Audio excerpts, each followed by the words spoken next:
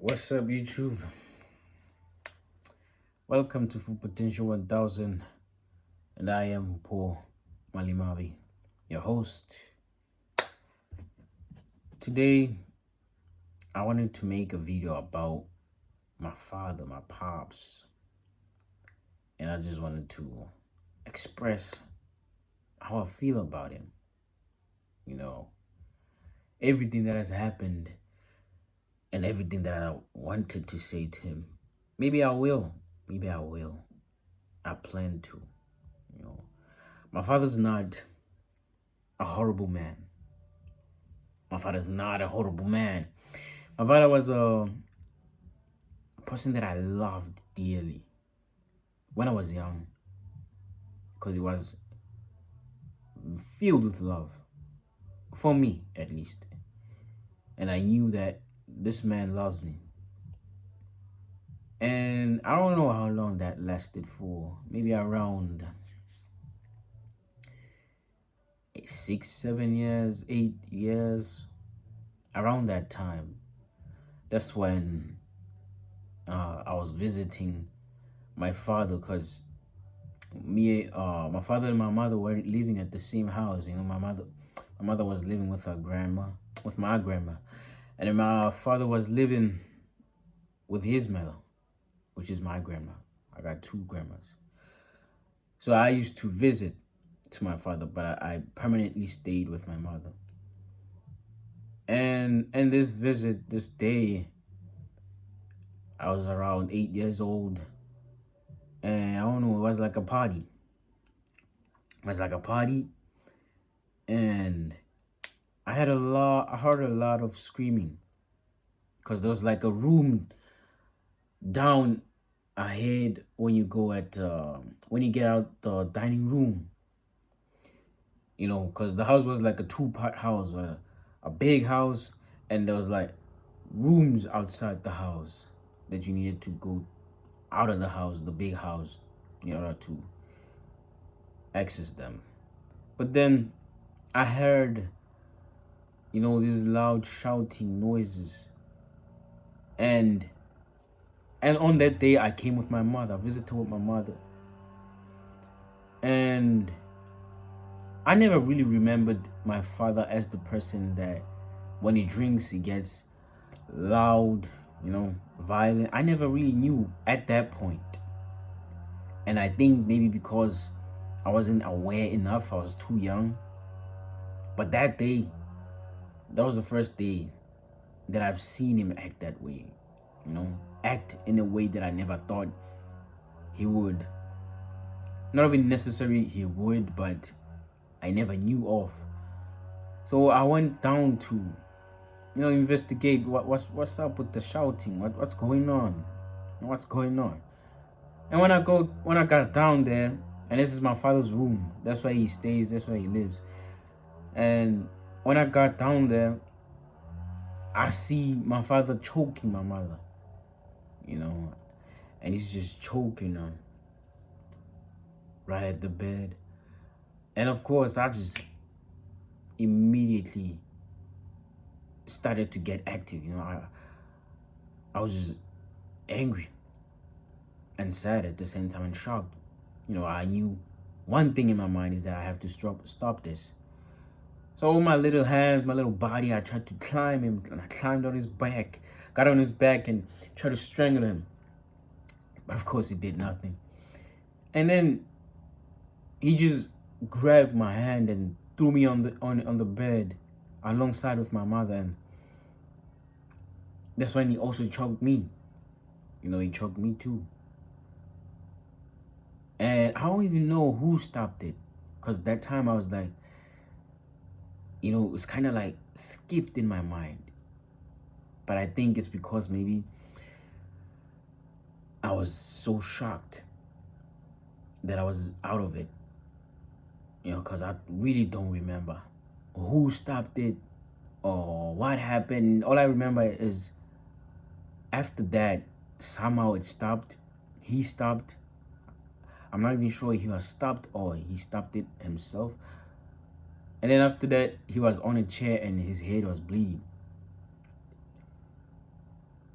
And then I had rumors that maybe his father beat him, which is my grandpa, or maybe some other guys beat him. I never really understood what even happened, but I sure damn remember that when he choked my mother and he choked me. So, of course, we left, you know. My mother was getting ready to leave. Let's go, let's go, let's go. Your father's crazy. No, no, no, no. And I'm just shocked, you know. I'm not really, I don't have hate for him. I didn't have hate for him that day. I didn't. But I was like, I still care for him. But I'm so sad that this even happened, you know. And I am so shocked. I didn't even realize how it did affect me, because it really did affect me. But it will show in the future. So as I'm about to leave, I meet up with him, and he's standing by the gate, and he's like, my boy, come, my boy, I'm so sorry. I'm so sorry that I did that. Please forgive me. Forgive me. And he's just apologizing. And I was so shocked. I don't even know if I said it's okay or I forgive you, or I think I stayed silent because I was so shocked. You know, I was really out of it. That was really too much for me at that time. And then we left. And after that day, I still did care for him, but it's like I didn't realize the effect, you know, it had in me deep inside. Because I remember one time when I started to realize that when people tried to touch me around my neck area, I twitch. I would even, like, you know, and my heart would start pumping. And I would feel fear. So that situation really did terrify me. I was terrified to be in that position. And I was scared for my life. And it really did traumatize me that day as a child. And I realized this. It's like deep inside I realized it, but in my mind I didn't like, I didn't really see it and name it and understand it. And there's a word I'm looking for, but I can't remember. But I didn't really say this is because of this, you know, this is happening because of what my father did. It's just that I just understood with my feelings, but I never wanted to be aware of it. I never wanted to be, you know, to say to myself that this is because of what happened that day. In my mind, I didn't want to. Because I felt like ever since I was young, I thought that fear is weakness.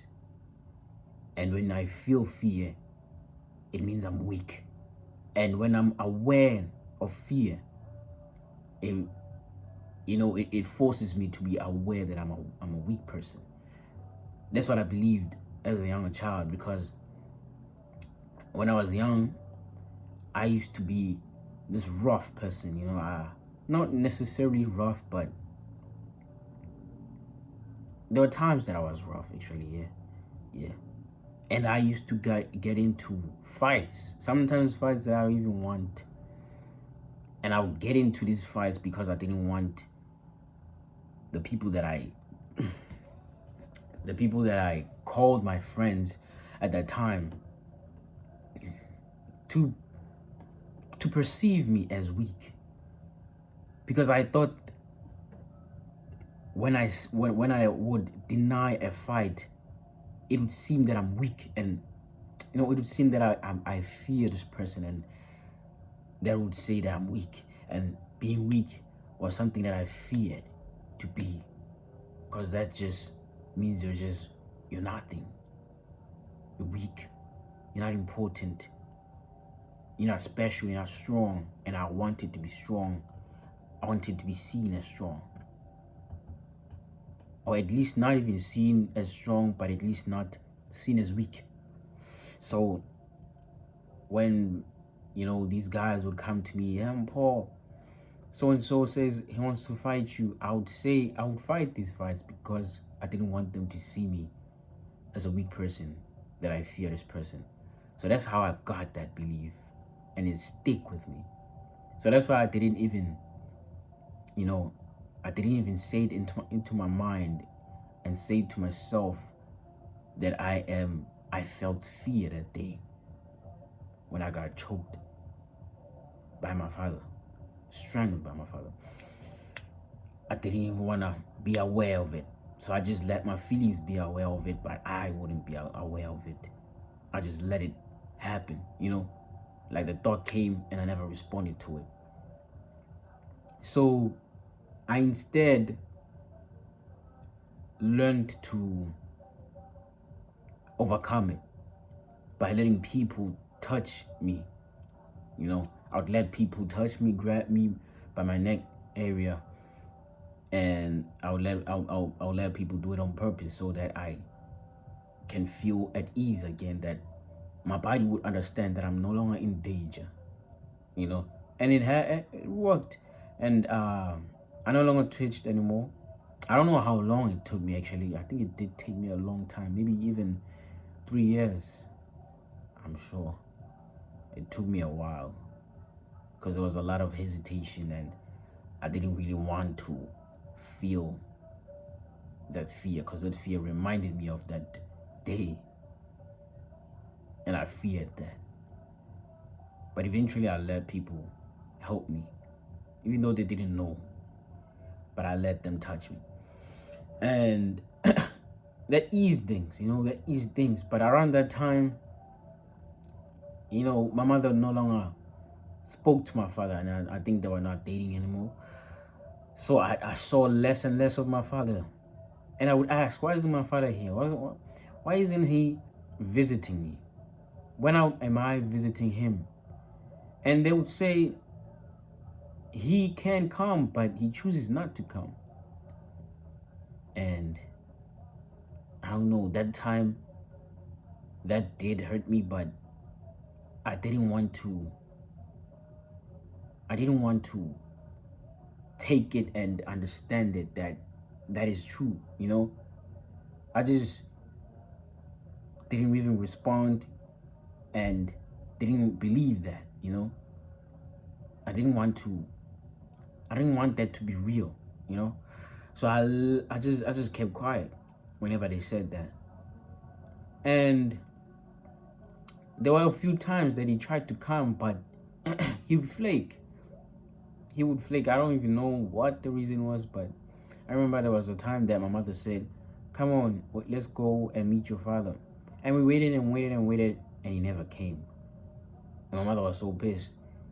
And I was so confused, but that day I remember, because I ended up asking her that. And I remember one time we stood somewhere, and what were we waiting for, And she told me that, no, we're waiting for your pops. He never came. So it became like, it ended up being like a few years now with me not seeing my father. So he missed a lot of birthdays, I don't know how old I was when I saw him after a long time. Maybe, how old was I? Maybe 15, 16. And that's where I saw him, because he came to where I lived with my mother. And I was shocked, man. I was like, whoa, but it's like, whoa, man, hey, bro, it was an awkwardness that built up in me, because I'm no longer used to it. I'm no longer used to you, I no longer cared that much about him. I did desire him to be my father. I believe that I did desire for him to be my father. But it was like I'm not used to you anymore. I'm no longer used to you anymore. And this cold air between us, and I don't know, man. So I would see it in the conversations when we talked. I'm no longer free or happy to see him, but it's like I'm filled with questions. Why didn't you come? Why did it take you so long? Where were you? Can you teach me, bro? Can you just teach me to be a man? Teach me this. I've had a lot of things that I want you to like help me out.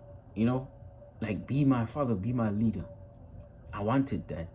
I had a lot of questions for him, but that day he came and he was like, my boy. Oh, it's been a while. No. Oh, look at you. And he came and he met with my family, and they were like, oh, you finally came.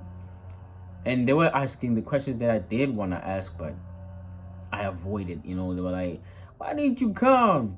And it was like, oh, I had this and that. Oh, I had a business. Oh, things that just don't mean nothing. But I just kept quiet because I think I didn't want to get into that. I don't know why. I think I feared getting into it. And then we took a walk, and it was a lot of talk. It was a lot of talk. And I was just talking about how it's been a while, how he wants to help me, how he wants to see me. And we ended up buying some food and we ate together. And it was nice. It was nice. I enjoyed that day being with him. It was like, I finally saw my father after so long, and I need him now, But I didn't trust him. I didn't trust that he would or he could be that figure that I need in my life. I needed a leader by that time, of my father. That's what I needed. So we talked, and then he left, and he was like, you should come and visit me. Cool. And then I got his number too.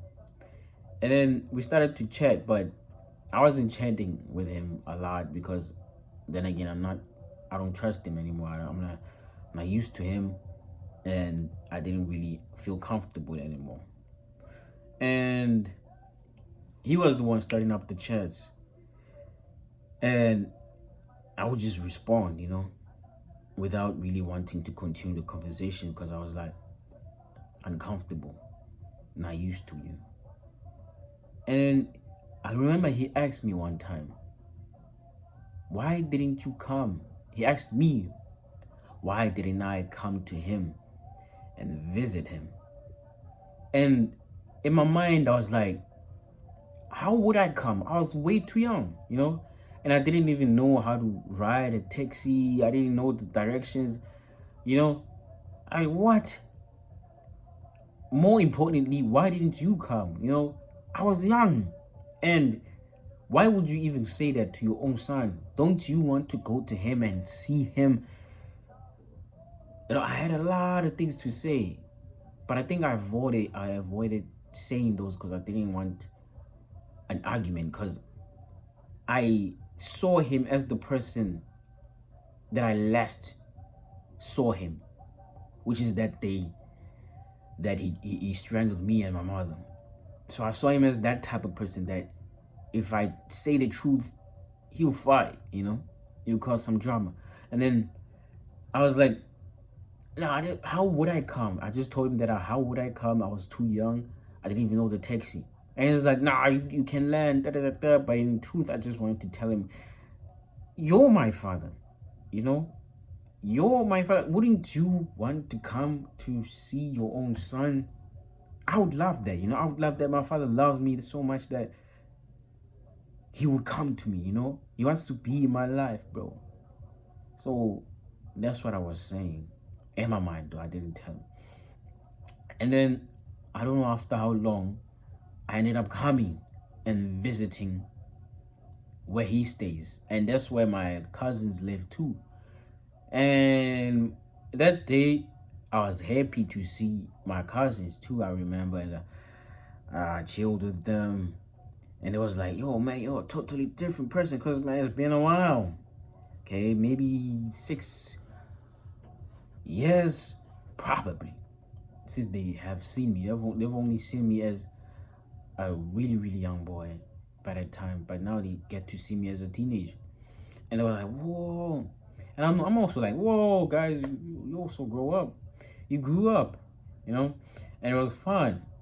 But then I got to talk with my father because it was like, yo, come over, boy, let's talk, let's talk, let's talk. And I was still having that awkwardness with him. I didn't really trust him, unfamiliar, and we said that day, and he asked me about school, what subject do you do? What's your plan for school? And it was like all of this, it was so much, I felt like he was judging me. I felt like he was like, because in my mind, I was telling myself, he thinks you're a failure.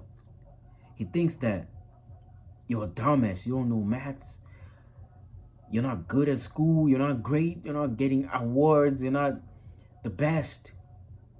He thinks that you're a failure. And he would say, I know you're not good in maths, and you just laugh it off. But I actually took offense in that, and it's not even the first time you say that. You say that, you proceed to say that a lot of times. But then he was just asking a lot of this, a lot, like asking a lot that I felt like a lot of things that only a kid that had a father figure would do, So in my mind, I was thinking that, why would you even ask me that? How am I supposed to even have responsibility?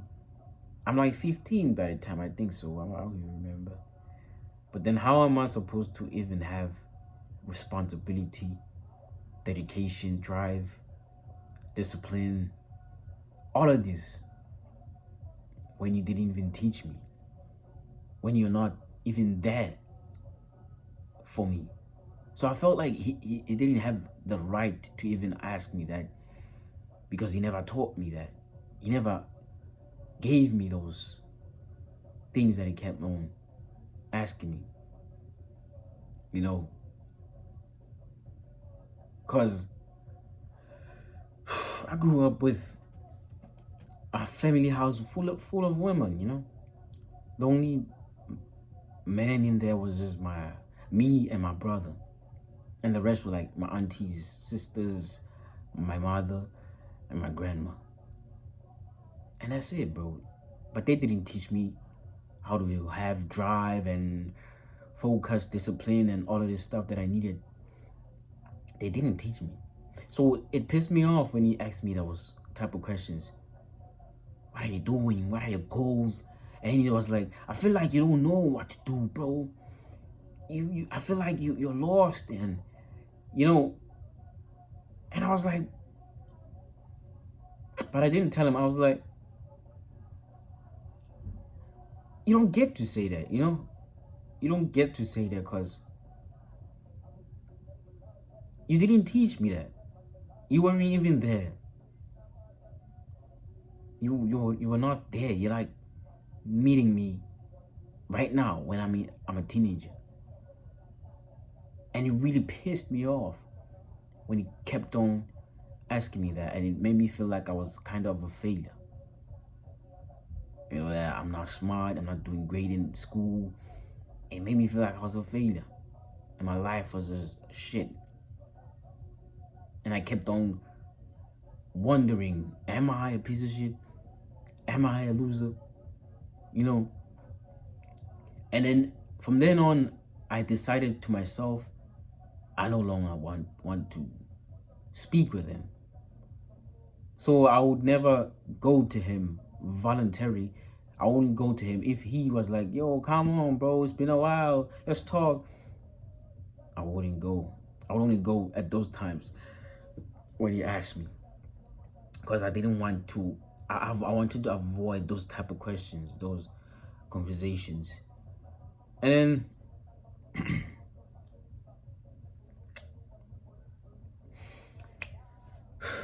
and then there was all of these questions too that I wanted to tell him. You know, the questions about why didn't he come, why didn't he visit me. But before that, let me say that, let me speak about this. I think it was my second visit, if not third, by that time.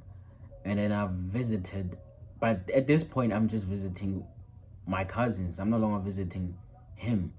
You know, I'll only go to him just to greet him, and it would end up being a conversation. And I started to not even like the conversations because they were just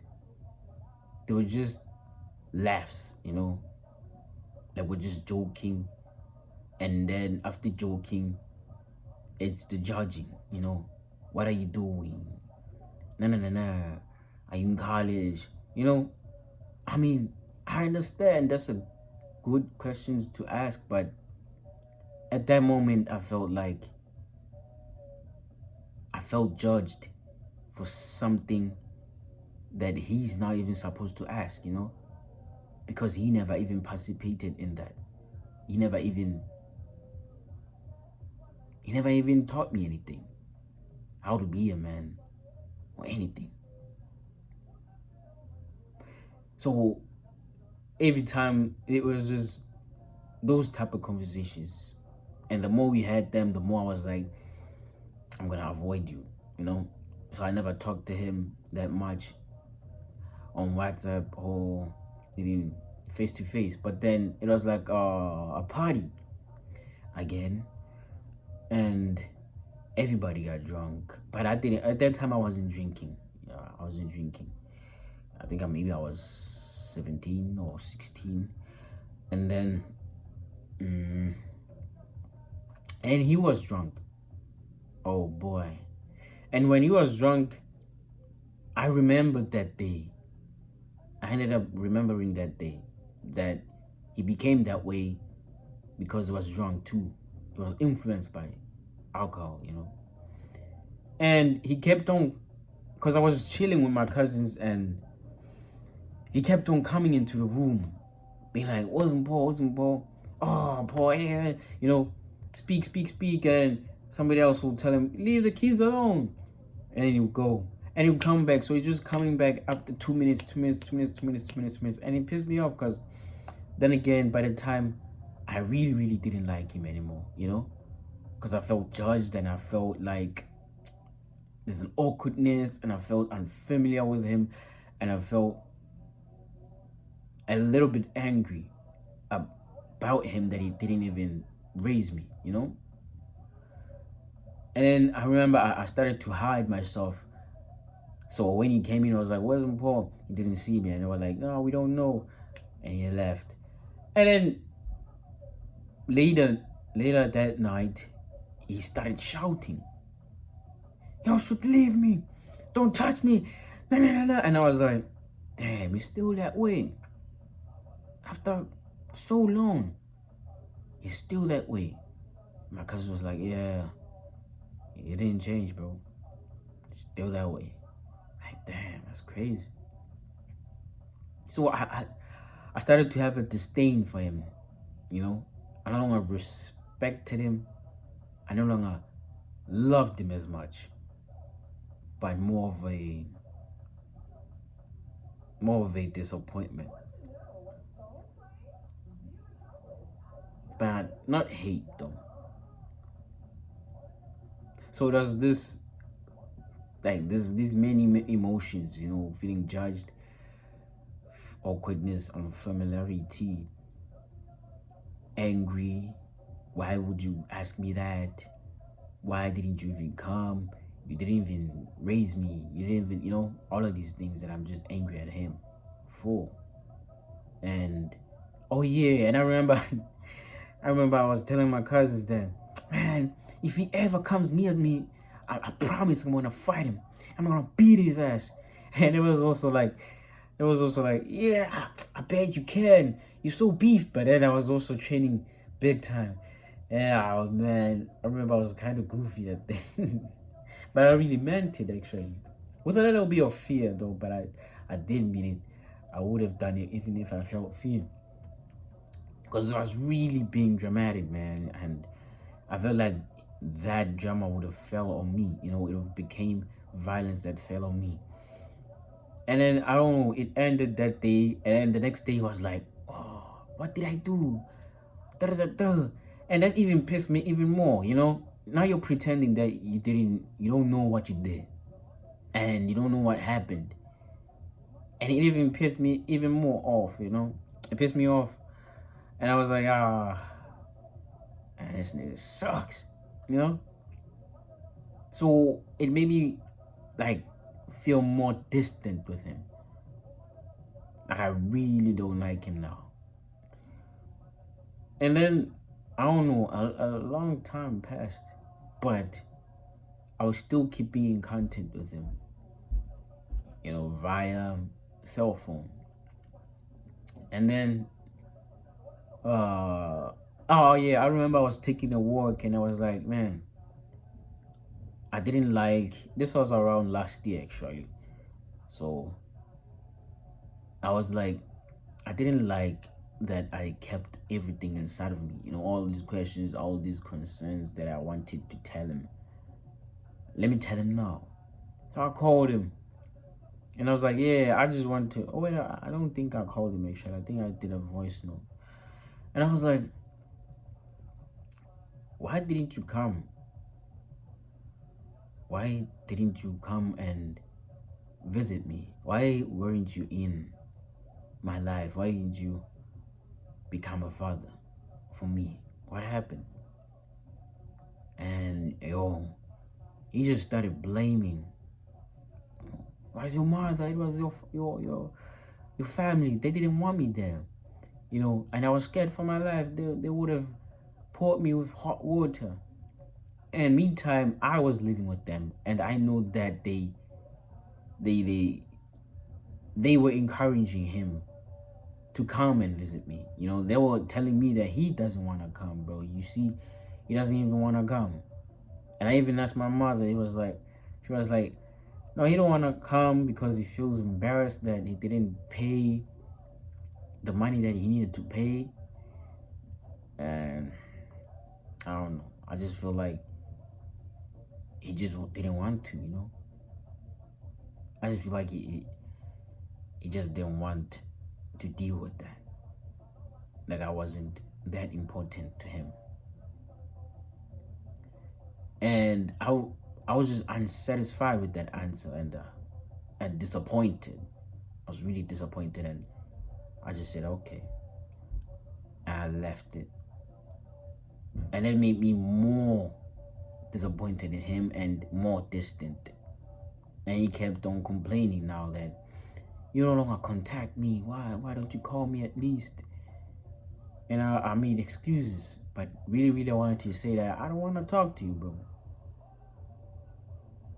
I don't want to talk to you because it kind of sucked, bro.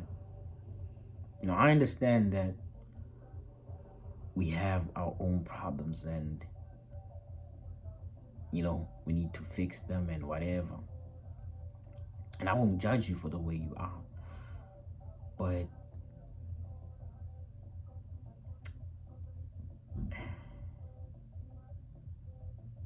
I don't really like that when I ask you a question, you're not honest. Maybe you were honest, but it didn't satisfy me. And that's okay. That's okay. That's okay. I won't force it anymore. I won't change it anymore. It's okay. But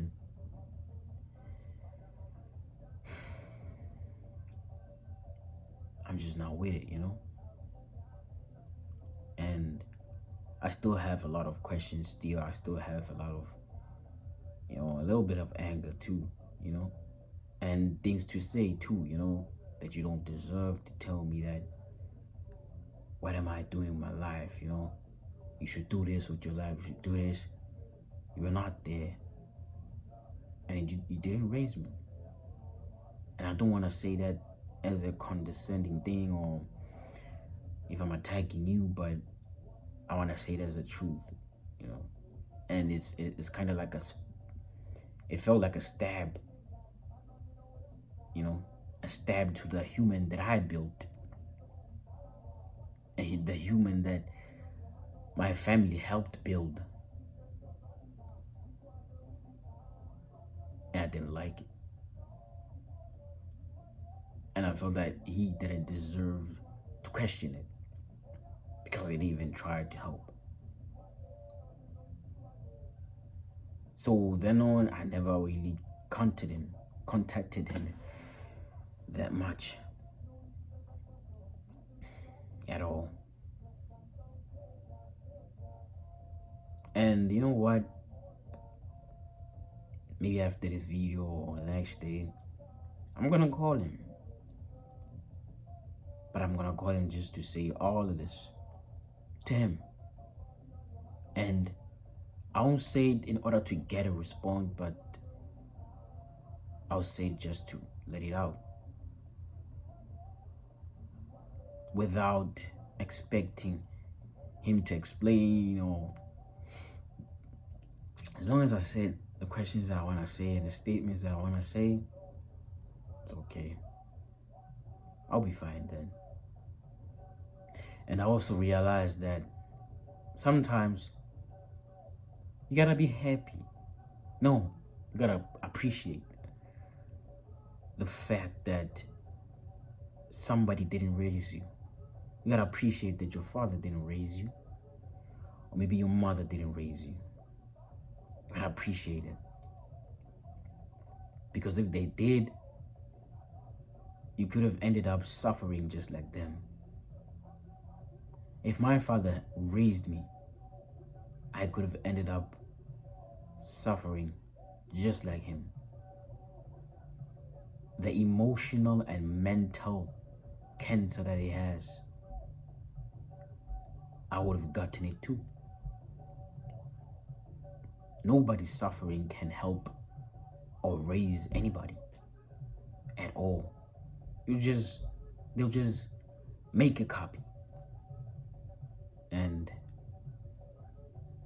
I am glad.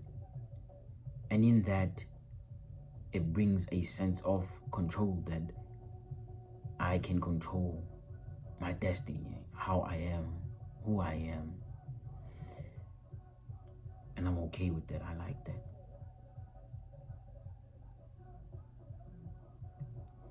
But that's it, man. This is Full Potential 1000. And I am Paul Malimawi.